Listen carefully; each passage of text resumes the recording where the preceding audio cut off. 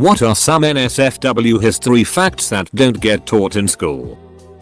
Powdered wigs were invented to cover up head sores caused by syphilis. If you look up Edward Russell in history books or even Wikipedia, you learn about his military service, including Admiral of the Royal Fleet for some famous battles. What they don't teach is that he threw a party so epic it's still being talked about 300 years later. In 1694, he threw a party for officers, and with 6,000 guests coming, wanted to make it special. So, he made the world's largest cocktail, drained the garden fountain and used that as a giant punch bowl with hundreds of gallons of liquor, over a half-ton of sugar, thousands of lemons, etc. He hired bartenders to paddle around in boats, scoop it up, and serve it to attendees. At some point, it began to rain, so they put a tent up over the fountain to prevent it getting watered down. About a week after they started, they had drank every last drop, the fountain was dry, and the party was over. The father of microbiology, Antony van Leeuwenhoek, was the first to examine semen under a microscope immediately after ejaculating in his wife. Ben Franklin was a super sex freak and loved to tell younger dudes to have a sex with old women. Catherine the Great had a parlor room filled with explicit, erotic furniture she commissioned personally. We're talking blowjobs carved into chairs, an end table where giant D's torrential cumshots were holding up a marble countertop, a woman getting eaten out by a demon on a throne. Homegirl had taste. Alexander the Great had 361 concubines, official prostitutes. 4 more and he would have won for every day of the year. During the Age of Sail, anytime a large ship would come into port, the men often wouldn't be allowed shore leave for a few days, so you would see small boats packed with prostitutes heading out to the ship at mooring. Larger ships of the line would have over 500 men aboard, so there could definitely be a couple hundred ladies brought aboard behind the captain's back. And with virtually no privacy aboard, you would have spaces in the ship with hundreds of couples going at it at once. There were definitely a lot of captains that didn't allow any women aboard, so the sailors on those ships would just have to wait until they could go ashore. Roman brothels had pictures of the prostitutes' specialties above the door to their room. French President F registered sign Lix Foray went out via death by blowjob from a mistress. Edit. Fixed spelling. The German army was given methamphetamines during their invasion of France, Belgium, Netherlands in 1940. This was the other part of a blitzkrieg that isn't really talked about. For the first 3 days the German army advanced without rest. No stopping or sleeping for 3 days straight. If you got tired they just gave you more meth. The drug may have also played a role in why the Panzer divisions refused to stop even after being ordered to several times by high command. They only finally stopped advancing when Hitler personally ordered the halt. TLDR, an army of methed up Nazis took down the largest army in Europe in a few weeks. Edit. Netflix has a good documentary series on it now. 12-year-old Pocahontas used to entertain white colonists with nude cartwheels. This is actually one of the few things we know about her that's indisputable.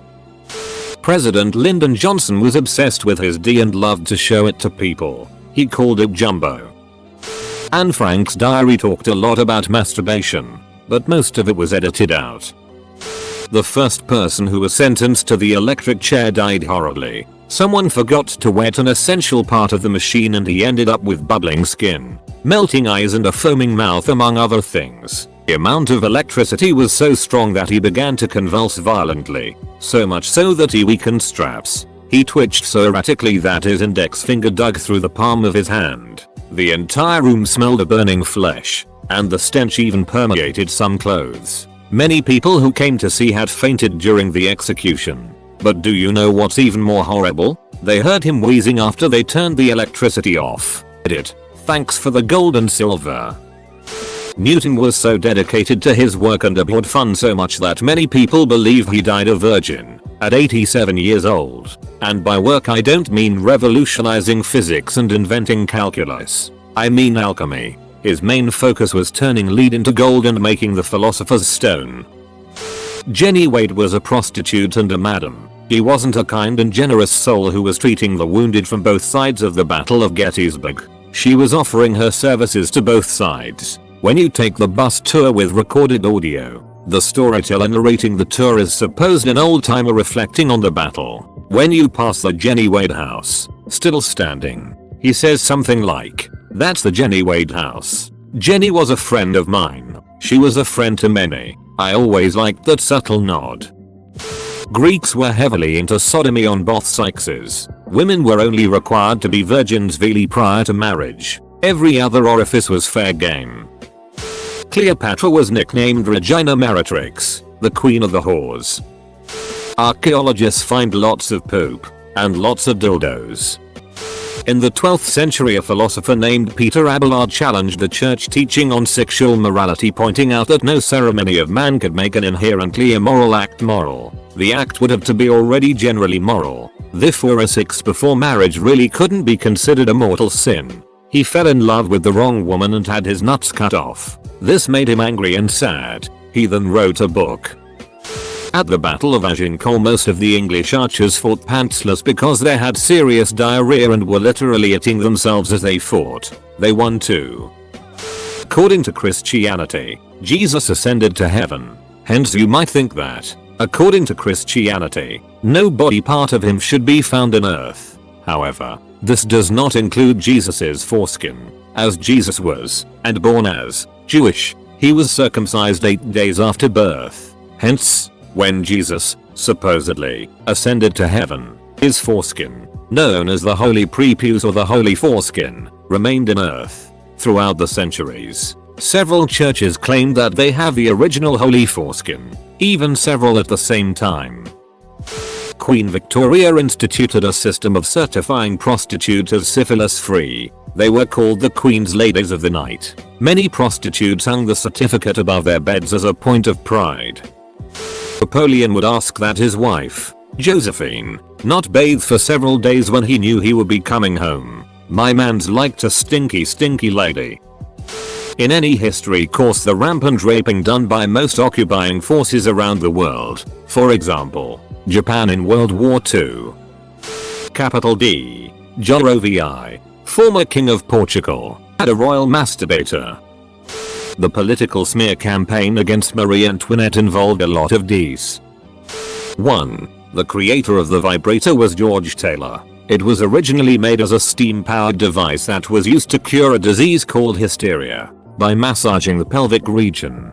2. Empress Wu Zetian of China asserted her dominance over male officials by making them kneel before her and pleasure her orally. 3. For a long time, royal European women gave birth in front of spectators, who would pour into the bedchambers to watch the babies arrive. 4. Plymouth colony of British North America, New England, convicted and hung a young man committing bestiality. It was one of the first hangings in the New World. The 16-year-old Thomas Granger was hanged to death for indulging in a buggery with a mare, a cow, 2 goats, many sheep, 2 calves, an ostrich, allegedly, and a turkey as mentioned in the court report from 1642. His hangman was one John Holmes. 5. Nelson Rockefeller, former vice president of USA, suffered a heart attack and died while having sex with his 25-year-old assistant. He was 70. John F. Kennedy took the virginity of his 19-year-old intern and had her give another guy a blowjob poolside. He was kinda a creepy dude in general. Ancient Greece society was all about butt sex. It gets glossed over or referred to in a passing and vague way. In fact, part of the curriculum of well-off kids, from fancy Athenians to tough Spartans, is being poked from behind by your teacher-tutor. Child grooming was more or less systemic, a necessary step in life for most men. Homosexuals were not considered victims of the Holocaust, and after the war was over they were forced to finish their sentences because homosexuality was still illegal in Germany under paragraph 175, meaning they were still at risk of being imprisoned and incinerated, not generally talked or learned about in schools. Don't know if it's already been said, but Edgar Allan Poe married his 13-year-old cousin when he was very much older than her. Not necessarily NSFW, but pirates were one of the first people to have a healthcare plan of sorts. If you lost an appendage, there was a predetermined pay for everything that was lost or maimed. Also, there was a pretty large number of female pirates. For a time when women had little to no value in the workplace, they more or less had equal treatment and pay to other pirates. If you ever visit Prague, definitely go to Thesik's Machines Museum. I felt so naive of how unaware I was about how horny we as a species have been since, literally, ever. The steam-powered dildo is a triumph of mechanical engineering. In late imperial China, concubine earmarked for sex by the emperor later at night would be pampered all day. When the night of the deed came, the palace servants stripped the girl naked, wrapped her in a silk blanket, and carried her to the emperor's bed to unwrap her there. This practice wasn't for imperial majesty's kinks, it was a security measure. Sometime earlier a concubine tried to assassinate an emperor during sex with weapons hidden in her clothing. Henry VIII, aside from his 3 legitimate children, had at least 6 other illegitimate kids with various mistresses. There is also a suit of armor made for him on display, and the codpiece alone weighs 1.3 kilograms. If we had the same medical practices today as we did a few hundred years ago, a woman could check into a doctor's office complaining that she was feeling emotional and the doctor would get her off with a vibrator. President Lyndon B. Johnson, as the name implies, was infamous for talking about his D and boasting how big it was. There's a recording of Johnson arguing on the phone with pants manufacturers about how they failed to leave enough room for the crotch, and actively creating a detailed verbal picture of his presidential groin. When my high school history teacher asked the class what we knew about Johnson, my answer was not what he was looking for but was what I felt the class needed. Thomas Jefferson had 6 kids with one of his slaves. The inventor of the bra had a pet whippet named Clitoris. Ponce de Leon was looking for the fountain of youth. That was a euphemism for looking for a cure to his impotence. James Joyce wrote exceptionally graphic letters to his so. Apparently George Washington was so attractive that when he was 17 he went swimming in a creek and some girls stole his clothes so they could see him wander around half naked. IDK if it's true or not though. The Coolidge effect is named for the 30th President of the United States, Calvin Coolidge. It is an observed phenomenon of nature that a male presented with new, receptive sexual partners exhibits renewed sexual interest and ability, even after intercourse with prior but still available sexual partners. The story goes, the president and MRS Coolidge were being shown, separately, around an experimental government farm. When MRS Coolidge came to the chicken yard she noticed that a rooster was mating very frequently. She asked the attendant how often that happened and was told, dozens of times each day. MRS Coolidge said, "Tell that to the president when he comes by." Upon being told, the president asked, "Same hen every time?" The reply was, "Oh, no, MR. President. A different hen every time. President. Tell that to MRS Coolidge." Plato thought that the babies inherited everything from their parents and therefore from perfect parents having intercourse at the perfect moment would born perfect babies. Imagine an equilateral triangle with the parents in 2 of the corners and the baby in the 3rd. He thought that these babies would be the superior race. Consequently a political utopia would be originated from a genetic utopia. Edward II of England was a suspected homosexual and rumored to have been killed by having a red hot poker shoved up his anus. The abuse of Nanking. That's def NSFW. How ducking weird the marginalia in illuminated manuscripts were. These were beautiful handmade books in a time when books were not very common and they had some really weird it in the margins. Here are just a few examples of what I mean. NSFW. Flamethrowers weren't banned in warfare because it sucks balls to get lit on fire. They were banned because when sprayed into enclosed spaces, bunkers, caves, and tunnel complexes, you are essentially gassing everyone inside with carbon monoxide. There were caves in the Pacific theater of World War II where dozens of Japanese soldiers were killed by a single flamethrower operator. Many if not most wouldn't even have burns, some never even seeing the flames. Apparently the Americans didn't actually learn how they'd been killing them until after the war. If you are interested in the function history of flamethrowers, Forgotten Weapons has a pretty informative video on their mechanics with some history from a flamethrower expert. Benjamin Franklin slept his way through the wives of the French aristocracy, who in return convinced their husbands that supporting the American Revolution was a good idea. This actually got taught to me at school, but I think it still fits. At the Battle of Stamford Bridge in 1066, there was allegedly this absolute unit of a Viking that was killing Saxons left, right and center using only an axe, killing roughly 40 Saxons. He was holding the bridge for some time before he was killed, and this is still somewhat debated amongst historians, by being stabbed in the balls by some Saxons that were floating below the bridge underneath the Viking.